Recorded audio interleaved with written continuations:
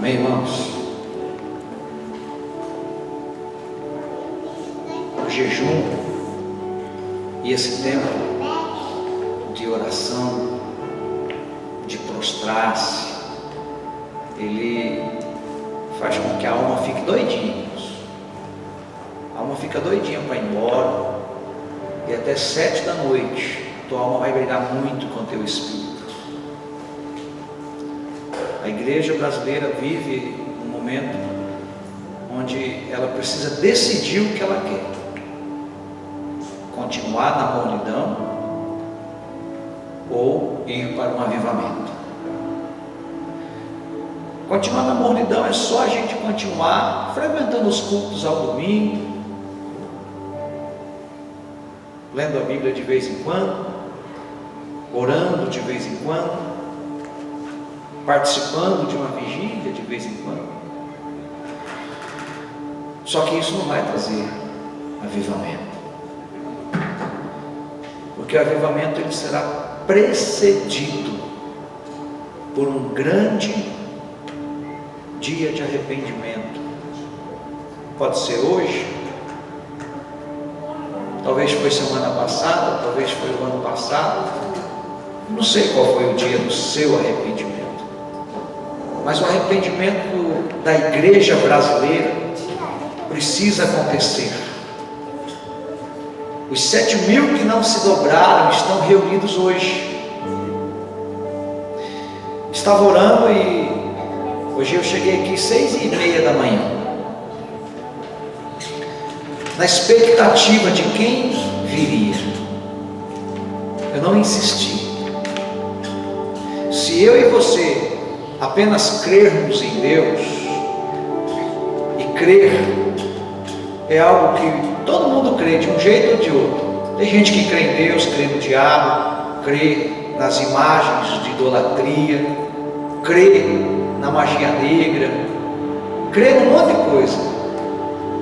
Mas toda a igreja, especialmente a nossa reunida aqui nesta noite, melhor dizendo, nesta manhã, ela precisa ter convicção. Diga forte: convicção. Convicção é mais do que crer. Crer, o diabo crê e ele respeita, porque a Bíblia diz que o diabo crê e estremece. Mas presta atenção, a convicção é algo pelo qual eu estou disposto a morrer. A convicção é algo que eu estou disposto a ir para a cruz. E é isso que você faz quando você vem para um dia de jejum. É isso que você faz quando você vem para um dia chamado Dia Nacional de Arrependimento. É isso que você faz quando, independente de ser um dia como hoje, você se separa para ficar a sós com Deus. Você desliga teu telefone, se desliga das pessoas. Claro, você pode avisá-los: esse dia eu vou ficar aqui no quarto. O Senhor sustenta e revela intimidades para aqueles que ficam com Ele. Não é aqueles que ficam com a igreja, porque nós por muitos anos, irmãos, e o Ouvir e Crer está mudando isso em nome de Jesus. Por muitos anos nós fomos ensinados a relacionar-se com a igreja e entre a igreja. Então nós entendíamos que o fato de vir num dia de faxina era um relacionamento com Jesus. Nós entendíamos que o dia de vir fazer uma panquecada para obter um recurso para um fim específico é relacionamento com Jesus. Nós entendemos que vir ao culto domingo é um relacionamento com Jesus. Não que não seja, não que não seja, só que é muito mais do que isso. Quando você leu essa pauta do dia do arrependimento, lá no final estava escrito: 7.000 que não se dobraram. O inimigo arma contra as pessoas, mas a igreja conseguiu mobilizar isso hoje. Nós estamos numa multidão hoje, no Brasil inteiro. Tem lugares que as igrejas estão lotadas. Mas a igreja dos 7.000, ela não é numerosa. A igreja dos 7.000 é composta por anônimos, homens e mulheres, que resolveram clamar pelo Brasil, clamar pelo Mato Grosso do Sul, clamar por Dourados, clamar pela igreja local onde você foi plantado, clamar pela sua família e, por último, clamar por você. E começando em você, pela família, pela igreja, pela cidade, pelo estado e pela nação. As coisas estão horríveis no Brasil. E aí muitas pessoas estão esperançosas de que a troca de governo vai mudar. Pode mudar, mas a nossa expectativa não pode estar numa mudança de governo. A nossa expectativa tem que estar no governo da nossa vida. Quem te governa? A nossa expectativa precisa estar em quem me domina. Porque com PT, sem PT, com Marina, sem Marina, seja quem for que vai entrar a partir de janeiro, quem tem que te governar é o Espírito Santo. Na Coreia do Norte, um país comunista, onde as pessoas passam fome, quem lidera os crentes lá é o Espírito Santo. Eles se reúnem em buracos, se reúnem nos vilarejos escondidos e eventualmente são assassinados. No decorrer do dia hoje, eu vou mostrar para vocês alguns vídeos, alguns terríveis, do que está acontecendo hoje no mundo, com aqueles que estão mais do que crendo, eles estão convictos. Eu pergunto para você nessa manhã: você está convicto? Vale a pena morrer? Essa aqui é uma morte. Isso aqui é uma morte. Deixar o conforto do seu lar, as atividades que você executa do sábado, deixar de almoçar, de tomar café da manhã. Já pensou? Isso é um tipo de morte. Um tipo. Mas tem gente que faz isso aqui todo dia, porque eles transformam a falta de comida em jejum. Não tem comida? Então nós vamos jejuar. Se Deus quiser que nós comamos, Ele vai mandar o alimento. Multidões são assim. Eu queria orientar você a respeito do porquê a igreja brasileira está reunida hoje. O porquê da igreja estar reunida hoje. Primeiro, é a falta de santidade, a imoralidade e a profanação do culto. Essas três coisas: falta de santidade, imoralidade e profanação do culto. A busca pela santidade não vem porque eu frequento a igreja uma vez por semana. A busca pela santidade vem porque eu busco a presença de Deus todos os dias. Aqui diz também que nós devemos nos arrepender da imoralidade. E tem imoralidade na igreja? Não deveria, mas tem. Mas tem.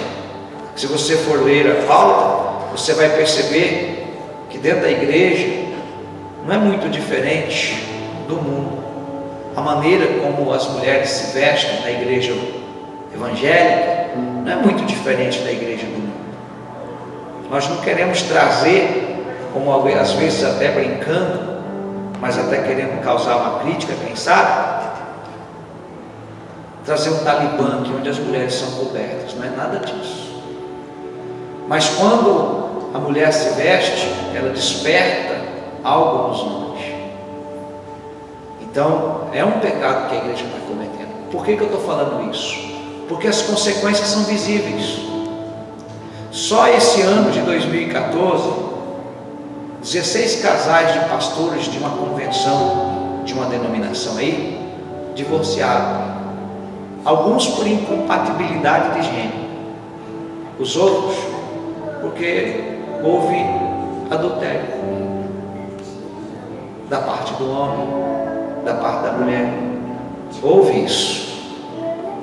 Então a imoralidade, ela está não apenas na nave da igreja, no meio onde a igreja se fundou, ela também está nos púlpitos, onde os líderes têm uma mente pornográfica. E Deus vai curar essa nação, curando líderes que estão em pecado. Amém, igreja? A outra coisa, irmãos, é a profanação do culto. O lugar de culto não é esse lugar aqui. O lugar de culto é você. Diga assim comigo: eu sou um lugar de culto. Eu sou um lugar de culto. Você é um altar onde o Espírito Santo vem, onde ele habita. É onde você precisa estar. Mas a maioria, irmãos, que não compõem 7.000, eles são religiosos. Estava ouvindo um homem ministrando, e ele falou que a religião destruiu esse Deus acolhedor, esse Deus amoroso, esse Deus que está de braços abertos para receber todo tipo de pessoa, mas que a religião diz que ele não recebe fulano nem beltrano porque não está de acordo com os padrões da religião. Já dizemos algumas vezes que Deus, ele não é o Deus dos evangélicos, ele é o Deus de quem o busca, ele é Deus de quem o ama. Amém, pessoal?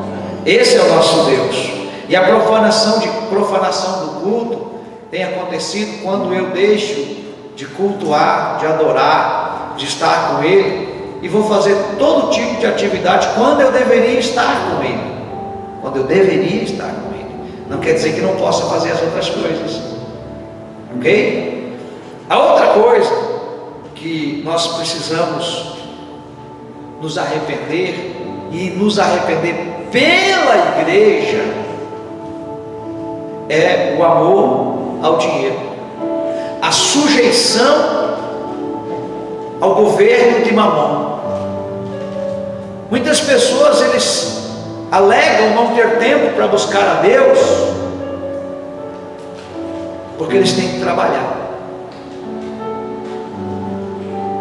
Eles alegam que não têm ofertas, porque precisam investir em casa. Eles alegam que não podem dizimar, porque eles têm que ocupar o dinheiro com outras coisas. Deus jamais pediria algo pelo qual Ele não fosse responsável. Deus é responsável quando Ele diz para você trazer. Ele é responsável quando Ele diz para você semear. Ele diz que o que o homem semear vai colher. Isso em todas as esferas. Mas as pessoas que estão governadas por Mamon, nós queremos entrar no nível mais profundo. É quando uma igreja, ela investe mais na estrutura do que nas pessoas. Nós somos capazes de investir R$1 milhão na compra desse prédio, mas nós não investimos R$1 milhão para montar um orfanato, um asilo, um restaurante comunitário. Nós investimos R$1 milhão na aquisição de coisas, mas não investimos R$1 milhão numa nação como a Somália e o Sudão, para construir lugares para aquelas pessoas, porque ninguém faz nada por elas, a não ser a igreja. Então esse governo de Mamon tem que cair em nome de Jesus, começando nos pastores, começando conosco, nós pastores. Se nós nos arrependermos desse governo de Mamon, com certeza Deus vai trazer um avivamento sobre a igreja. Os povos não alcançados serão alcançados e terão salvação. Você crê nisso? Diga amém. Amém. E terceiro, que são os 3 principais pecados, eu vou citar o terceiro: a desobediência em relação aos povos não alcançados. Povo não alcançado às vezes tem do lado da sua casa, Não é lá na Etiópia. Começa do lado da sua casa. Começa dentro da sua casa. Do lado, no bairro, na cidade que Deus te plantou. Eu vou ganhar almas para Jesus. Eu preciso ir lá para o outro mundo. A verdade é que os povos não alcançados só serão alcançados por aqueles que já foram alcançados por Jesus. Se eu não tenho motivação para alcançar alguém que não foi alcançado, obviamente é consequência. Eu não fui alcançado. Porque você só pode dar aquilo que você tem. Você só pode dar. E quando você tem Jesus, quanto mais você dá a Jesus, mais você tem de Jesus. Amém, pessoal? Então, em nome de Jesus, nós nos reunimos hoje. Você vai matar a sua carne, vai crucificar ela. Em nome de Jesus. Que esse dia seja um marco, não apenas para que o comunismo nesta nação, que de uma certa forma já está fincado em diversos lugares, a imoralidade, um governo baseado em mentiras, um governo onde os corruptos viram heróis. Eu fico imaginando se essas pesquisas são verdadeiras, porque eu não consigo acreditar. Será que todo mundo que está compondo a maioria que vota no governo do PT, será que eles foram comprados? Será que eles estão enganados? Será que eles estão cegos? Não consigo acreditar. Que você ore durante todo esse dia. Entenda que a sua oração, ela é também a favor daqueles que não oram. A sua oração também funciona em favor daquele que nesse momento não está orando. Que você ore pelos paralíticos espirituais desta nação. Ore pelos paralíticos espirituais que fazem parte da sua família. Ore pelos paralíticos espirituais que fazem parte da sua igreja. Nós vamos orar 1h30. Vamos adorar meia hora, 40 minutos. Se Deus te dá uma palavra durante esse dia, fala comigo para que você entregue a palavra. Se Deus te dá um texto, o texto que eu quero convidar você a refletir está em 2 Crônicas, capítulo 7, verso 14. 2 Crônicas, capítulo 7, verso 14, que diz assim: se o meu povo, que se chama pelo meu nome, se humilhar e orar. A carne não quer se humilhar, tá bom? Buscar a minha face, não é algo de momento. Essa busca que fala de um aprofundamento, fala de uma constância. E se afastar dos seus maus caminhos, fala do seu amanhã. O mau caminho vai aparecer, mas você se afasta. A oportunidade do pecado vai aparecer, mas você se afasta. Você diz não. Então ele diz: se afastar dos seus maus caminhos. Quem está falando aqui é Deus, irmãos, o nosso Pai eterno. Ele diz assim, ó: eu ouvirei dos céus. Ele está dizendo que se nós orarmos, queridos, e orarmos de verdade como nós nunca oramos, eu vou repetir: orarmos como nós nunca oramos, porque nós temos motivação para orar por algo que nos interessa. Eu estou despertando você nessa manhã a clamar pela sua nação, pela igreja dessa nação, pelos perdidos desta nação, pelos mornos desta nação, pelos políticos desta nação. Ele está dizendo que Ele vai ouvir. Se eu clamar, Ele vai ouvir. Jeremias 33, ele diz: clamem a mim e responder-te-ei. Ele já respondeu. Ele está dizendo: se vocês clamar, se vocês orar, eu vou responder. O que Ele vai fazer, irmãos? Nessa oração tem que haver confissão. E a confissão, ela é motivada por um arrependimento. E o arrependimento vem de um entendimento de que aquilo que eu fiz ou que eu estou fazendo é pecado. Aquilo que eu deixei de fazer é pecado. A Bíblia diz que aquele que sabe que pode fazer o bem, aquele que pode fazer o bem e não faz, comete pecado. Então Ele está dizendo que Ele vai perdoar. Perdoar o quê? O que eu confessar na minha oração. Ele vai perdoar aquilo que eu confessar. E todo mundo tem pecado para confessar. Eu provo para você. Pega essa pauta aqui e começa a ler ela. Você vai descobrir o tanto de pecado que você tem que confessar. Pecado de pensamento, pecado na atitude, pecado na fala, pecado na omissão. E Ele fala mais: perdoarei os seus pecados. Eu preciso de perdão. Sem arrependimento, ninguém confessa. E sem confissão de pecado, não há abandono do pecado.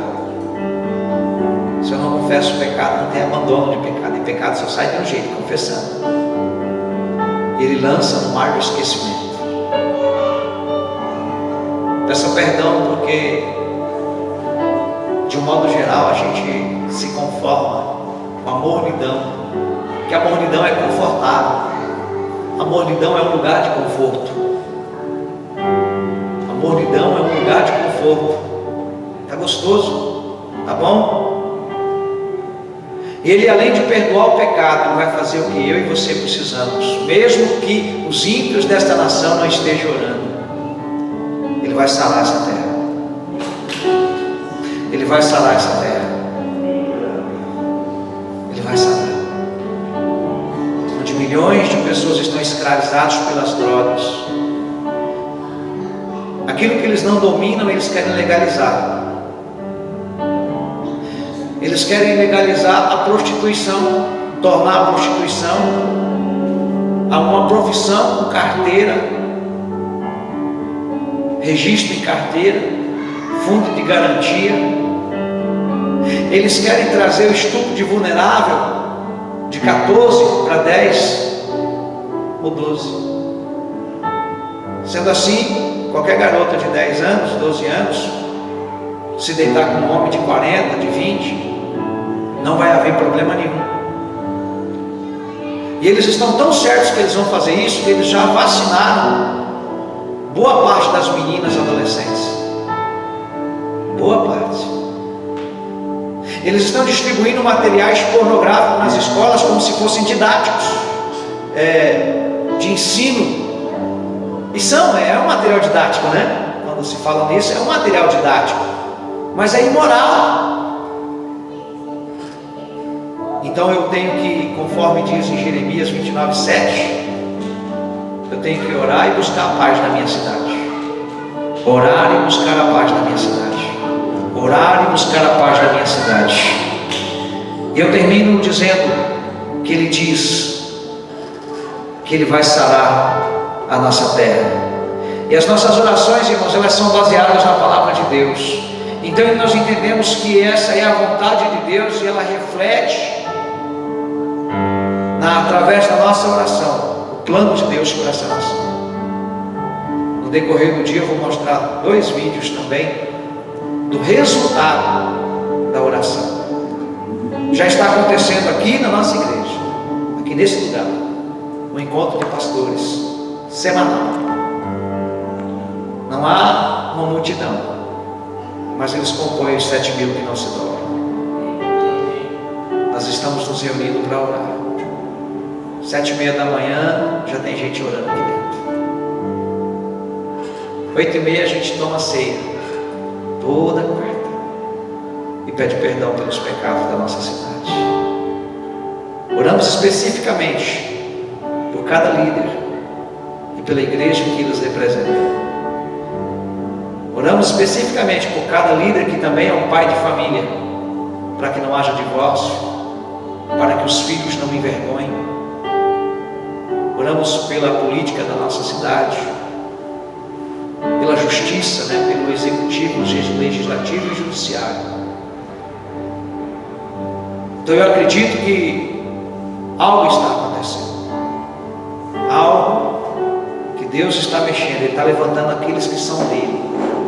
Eu louvo a Deus porque Ele falou no seu ouvido e você se submeteu. A sua carne não queria vir. Não se conforme com isso, porque a minha também não queria vir. 100 quilos, irmão, clama por comida.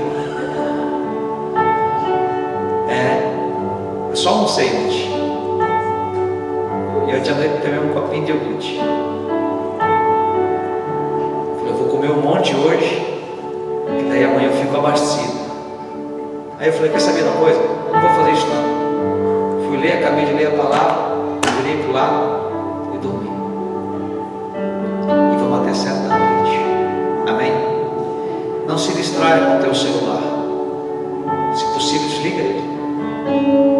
A nossa mente ela é muito rápida para distrair. Se for para conversar, converse sobre esse assunto, a pauta do dia. Esse dia ele não é seu. 4 de outubro não é seu. O 4 de outubro é do Senhor. Você deu esse dia para Ele. Não dê um dia mais ou menos. Se dê por inteiro. Corpo, alma e espírito. Alguns de vocês deixaram o trabalho hoje. Alguns de vocês trabalharam a noite toda. Trabalhou a noite toda você? De manhã? Que nós possamos entender isso. Eu queria que você lesse, se você não. Amém? Agora ajoelhado, assentado, deitado, a sós, de 2 ou 3.